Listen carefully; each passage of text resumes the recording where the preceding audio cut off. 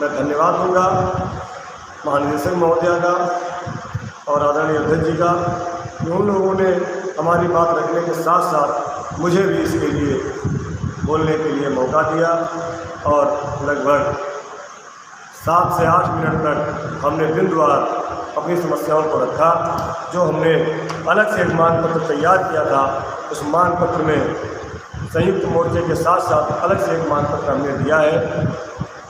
महानिदेशक महोदया को मैं आपको पढ़कर सुनाना चाहता हूँ। सेवा में श्रीमान महानिदेशक स्कूल शिक्षा उत्तर प्रदेश निषादगंज लखनऊ।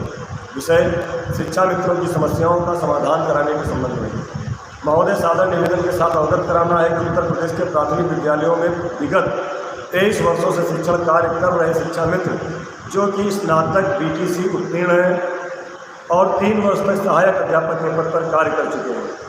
महंगाई के इस दौर में शिक्षा मित्रों को मात्र 10,000 रुपये 11 माह का ही मानदेय मिल रहा है, जिससे शिक्षा मित्रों के परिवार का पालन पोषण नहीं हो पा रहा है। इस कारण उत्तर प्रदेश के शिक्षा मित्र आर्थिक एवं मानसिक रूप से परेशान होकर आत्महत्या जैसे प्राणघातक कदम उठा रहे हैं। महोदय श्रीमान प्रमुख सचिव बेसिक शिक्षा के निर्देशन में श्रीमान निदेशक महोदय की अध्यक्षता में एक कमेटी का गठन दिनांक 14 नवंबर 2023 में किया गया था। उक्त कमेटी ने कई बैठक करने के उपरांत अपना प्रस्ताव शासन को भेजा था। उसके बाद की प्रक्रिया आदर्श चुनाव आचार संहिता लगने से रुक गई थी। अतः आपसे विनम्र निवेदन है कि शासन में कमेटी द्वारा भेजे गए प्रस्ताव को शीघ्र लागू कराने की कृपा करें, जिससे शिक्षा मित्रों की निम्नलिखित समस्याओं का समाधान हो सके। अब समस्याएं क्या क्या हमने लिख करके दिया है वह भी सुन लीजिए। कोई भी कन्फ्यूजन, कोई भी मिस्टेक आपके मन में न रहनी चाहिए। ग्रुपों में बहस करने से अच्छा है आप सीधे हमसे बात कर लिया करें। हम आपको बता देंगे कि हमने कौन कौन सी बात वहाँ पर की है। आप ग्रुप में लिख देते हैं और एक ग्रुप में 700 से 800 शिक्षा मित्र साथी होते हैं और वो परेशान हो जाते हैं। हम लोग शिक्षा मित्र साथियों का हक दिलाने के लिए निकले हैं और शिक्षा मित्र साथियों के लिए काम कर रहे हैं। कहीं ऐसा ना हो आपके इस तरह के कमेंट से शिक्षा मित्र साथियों को तकलीफ हो। इसलिए जो भी लोग ग्रुप में उल्टे सीधे कमेंट करते हैं उनसे मेरा विनम्र आग्रह है कि आप लोग सीधे हमसे आदरणीय अध्यक्ष जी से बात कर लिया करें। उसके बाद ग्रुप में कोई नकारात्मक टिप्पणी किया करें। जब आपको पूरी जानकारी हो, जब आपके पास कोई सबूत हो, जब आपके पास कोई कागज़ हो, तब जाकर के आप इस तरह से नकारात्मक बात करें। अन्यथा नकारात्मक बात करके हमारे साथियों को दिल तोड़ने का काम न करें। मैं सुबह से देख रहा था मानदेय वृद्धि इतनी हो जाएगी उतनी हो जाएगी। किसी को कुछ नहीं पता है, किसी को कुछ नहीं पता है और वो मानदेय वृद्धि करा दे रहे थे।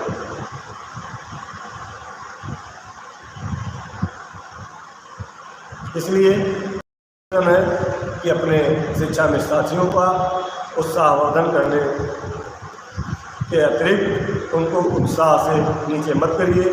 बहुत कठिन ज़िंदगी है, बहुत नज़दीक से हमने देखा है। हमने जो समस्याएं लिख करके दिया है साथियों, कुछ समस्या थी जिससे हमारा आपका संपर्क कट गया था। जो समस्याएं हमने लिख करके दिया है वह भी आप सुन लीजिए। ये पत्र है, ये तो माननीय मुख्यमंत्री जी के नाम है, लेकिन DG महोदया के नाम हमने पत्र जो दिया है उसमें ये समस्याएं देखिए लिख करके हमने दिया है। जिसमें नंबर 1 पर एक समस्या है, वर्तमान में महंगाई को देखते हुए अन्य राज्यों की भांति शिक्षा मित्रों को समान कार्य समान वेतन या स्थायीकरण करते हुए मानदेय ही दिया जाए। क्योंकि समान कार्य समान वेतन दे दीजिए या हमें स्थायी कर दीजिए और समान कार्य समान वेतन मानदेय दे दीजिए। क्योंकि लोग कहते थे कि समान कार्य समान वेतन नहीं मिलेगा, इसलिए इसमें थोड़ी सी चीज़ संशोधन की गई है कि अगर समान कार्य समान वेतन देने में कोई समस्या आ रही है तो अन्य राज्यों के भांति हमको महंगाई को देखते हुए समान स्थायीकरण करते हुए हमको मानदेय ही स्थायीकरण का दे दिया जाए। ये नंबर 1 की मांग हमने रखी है।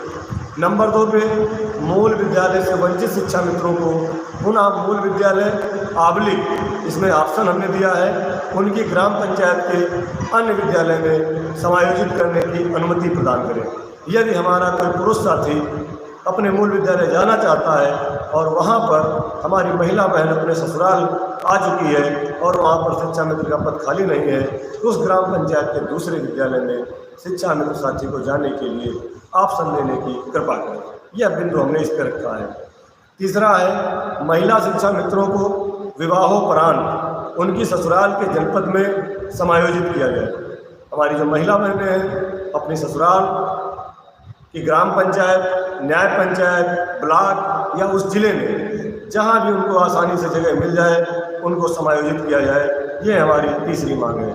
चौथी मांग, शिक्षा मित्रों को ईपीएफ योजना में शामिल किया जाए और हमारा भी ईपीएफ कटौती किया जाए। पांचवी मांग हमने दिया है कि शिक्षा मित्रों को आयुष्मान योजना में शामिल करते हुए परिवार को मेडिकल सुविधा प्रदान की जाए। ये हमने अलग से मांगे रखी हैं। बाकी संयुक्त संघर्ष मोर्चे में भी हमारी 3 मांगे समाहित थी, जिसमें शिक्षा मित्रों को भी शिक्षकों के बाद ईएल, सीएल और हाफ सीएल दिया जाए। शिक्षा मित्रों को, शिक्षकों को, अनुदेशकों को सामूहिक बीमा का लाभ दिया जाए। शिक्षक, शिक्षा मित्र, अनुदेशकों को मेडिकल लीव दिया जाए। ये हमारी सामूहिक मांगे थी और ये हमारी पर्सनल मांगे थी। इन मांगों को लेकर आज 7 से 8 मिनट तक मैडम से वार्ता हुई है। मैडम ने और उनसे यह भी हमने कहा कि हमने 18 अक्टूबर को एक विशाल धरना प्रदर्शन लखनऊ में किया था, जिसके बाद श्रीमान प्रमुख सचिव महोदय ने जो कमेटी का निर्देशन किया था उसका रिजल्ट अभी तक हम लोगों को मिला नहीं है। कृपया करके उस कमेटी का जो प्रस्ताव था उसको पुनः सरकार के पास भेजने का कष्ट करें, जिससे हम सभी शिक्षा मित्र साथी अपना जीवन यापन सही से कर सकें। साथियों, महानिदेशक महोदया ने गंभीरता से हमारी बात आज सुनी है। पहले भी वो सुनती थी, लेकिन उनकी वार्ता का दूसरा तरीका होता था। आज संयुक्त संघर्ष मोर्चे के साथ वार्ता करने का जो अनुभव मुझे मिला, जो वार्तालाप का उनका था आशीर्वाद स्वरूप तरीका, वो हमें बहुत अच्छा लगा। और उन्होंने कहा, उनका वक्तव्य आया कि शिक्षकों का जो हम जिले के अंदर समायोजन कर रहे हैं जल्दी ही वह हो जा रहा है और साथ में हम शिक्षा मित्रों को मूल विद्यालय वापस भेजने और जैसा कि आपने कहा है ऑप्शन के साथ प्रस्ताव बना रहे हैं, उस प्रस्ताव को माननीय मुख्यमंत्री जी से करवाकर बहुत जल्दी इसको हम आप तक पहुंचाएंगे और इसका लाभ आपको मिलेगा।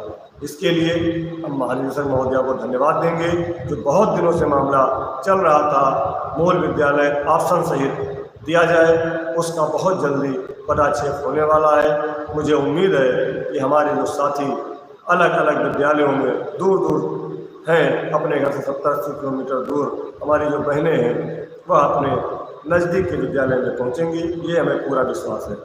दूसरी बात, स्थायीकरण की समान कार्य समान वेतन की बात जो हमारी आई, उसको महानिदेशक महोदया ने कहा कि इसमें टेक्निकल समस्याएं हैं, सुप्रीम कोर्ट का आर्डर है। उसके बाद इस समस्या को जो टेक्निकल कमेटी बनी है उसमें शिक्षा विभाग के और अन्य वित्त विभाग से लेकर के कानूनी मशवरा के लोग रहेंगे, ये उसमें जाएगा।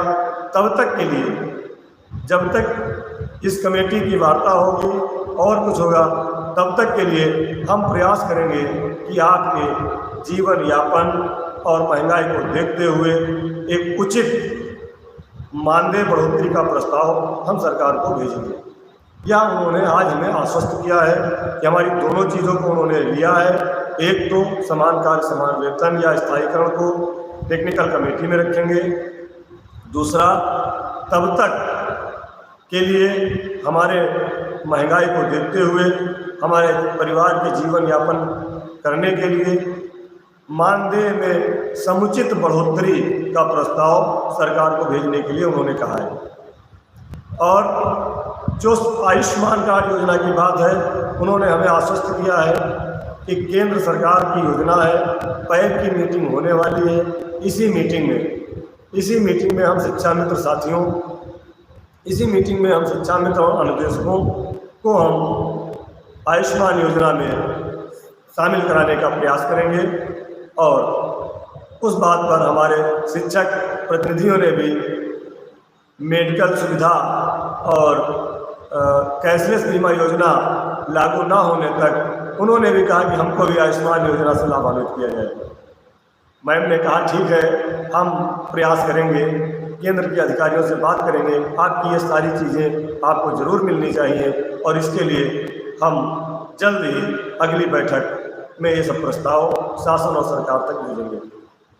साथियों, सामूहिक बीमा योजना के लिए भी उन्होंने शिक्षक, शिक्षा मित्र, अनुदेशक सबके लिए बात कही है।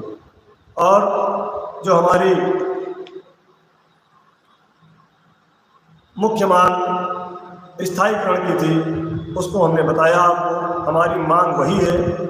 मांग में एक ऑप्शन दिया गया है कि स्थायीकरण की प्रक्रिया जब तक पूरी ना हो तब तक हमको महंगाई को देखते हुए जीवन यापन करने हेतु समुचित मानदेय की बढ़ोतरी की जाए। इसके लिए उन्होंने कहा है कि हम प्रस्ताव भेजेंगे और सहमति आप लोगों के लिए बनी है और अनुदेशक साथियों के लिए भी उन्होंने मानदेय बढ़ोतरी और विद्यालय में जो उनका ट्रांसफ़र की प्रक्रिया रुकी हुई थी उसको भी आगे बढ़ाने के लिए आश्वस्त किया है कि बहुत जल्द, मुझे तो लगता है जिस तरह से महानिदेशक महोदया बात कर रही थी कि 1 महीने के अंदर अंदर हम लोगों की ये समस्याओं का समाधान उनके द्वारा कर दिया जाएगा और जो टेक्निकल समस्याएं हैं स्थायीकरण से लेकर के अन्य चीज़ों में वह कमेटी के द्वारा उसका निस्तारण होगा। वो क्या निस्तारण करते हैं ये उनके ऊपर है, टेक्निकल क्या समस्या है ये वो जानेंगे, लेकिन तब तक के लिए हमें यह आश्वस्त किया गया है। और वार्ता के बाद भी हमने उनसे एक आग्रह किया कि 25 जुलाई 2017 को हमारे शिक्षा मित्र साथियों का जो माननीय सुप्रीम कोर्ट से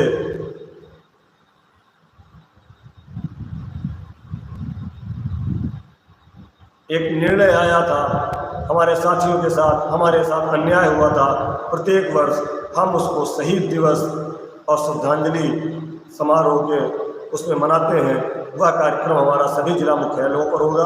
वहाँ से श्रीमान जिलाधिकारी महोदय के माध्यम से मुख्यमंत्री जी को ज्ञापन दिया जाएगा। तो उन्होंने कहा कि अगर आप रूटीन कार्यक्रम कर रहे हैं कोई बात नहीं, ये तो आपका अधिकार है कि अपने दिवंगत साथियों की आत्मा की शांति के लिए आप श्रद्धांजलि कार्यक्रम कर सकते हैं। उसके बाद हमने फिर कहा कि यदि 1 महीने के अंदर हमारी इन समस्याओं का समाधान नहीं हुआ तो 5 सितंबर को हम लखनऊ में घेराव करेंगे, कार्यक्रम करेंगे और हमने पूरी तरह से उनको अवगत कराया। साथ ही संयुक्त संघर्ष मोर्चे के वरिष्ठ पदाधिकारियों ने अभी जब तक लिखित में आज की बैठक की कार्यवृत्ति जारी नहीं हो जाती है तब तक आगे के सभी कार्यक्रम यथावत जारी रखने का फैसला लिया है। मैं संयुक्त संघर्ष मोर्चे के सभी पदाधिकारियों को धन्यवाद देना चाहता हूं